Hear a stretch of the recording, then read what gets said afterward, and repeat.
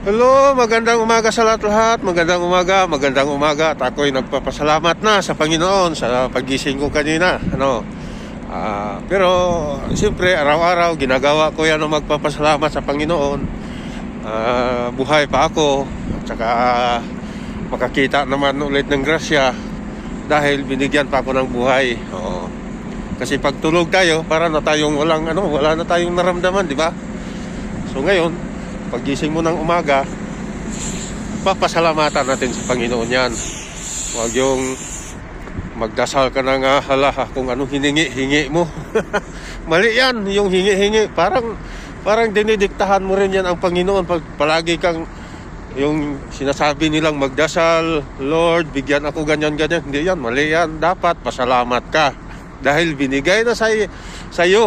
May binigay na siya sa'yo sa pagising mo. Ngayon, di ba, kung kayo sa mga kasabihan na kilos tao, tutulungan kita. Di ba? Kaya wag kang magdasal na, Lord, pabain ang buhay ko. Paano buhay mo? Bisyo mo todo-todo. Lord, bigyan mo ako ng grasya. Paano ka bigyan grasya? Nakaupo ka lang dyan. May grasya ka, itudo mo naman sa bisyo mo. Di ba? So mali yung ganyan. Dapat pasalamat ka pagising dahil binigyan ka na ng buhay niya na naman. At saka yan ay iyong papasalamatan. Ganon yon. So pagising mo, may buhay ka, makahanap ka na naman ng grasya. Yan nga sabi, kilos tao, kay tulungan kita. Ayun, di ba? Ganon yun. Hindi yung ano ka dyan, kung ano pinagsasabi mo sa hinihingi mo. Hindi, kilos ka. Di ba? Malikabok, pre. Nagbablog ako, pre. Hello. Ayun. Mag-exercise ako mamaya kasi, habang paakyat sa equipment ko, ayan, i-check ko muna yan mamaya. Bubuksan ko muna ito. Ugaliin natin yan.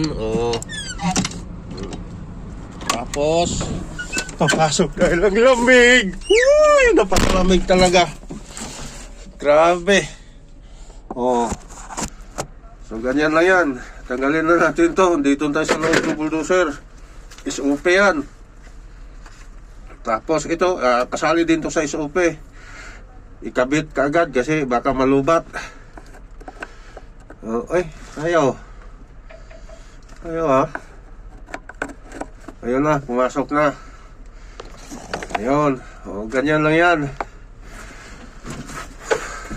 Tapos magsuot ng gloves dahil para maanuhan din ang lamig sa kamay. Diba guys, ganyan lang kasimple ang gagawin natin. Pagising, pasalamat sa Panginoon na tayo ay may buhay pa. Kasi nga, sabi ng Panginoon, kilos tao dahil tulungan kita. Yan. Kaya kumilos tayo hanggat kaya. Kung anong meron tayo, pasalamatan natin sa Panginoon. Minsan, may tao dyan na nangangailangan. Minsan, wala tayo may bigay. Sikap din tayo.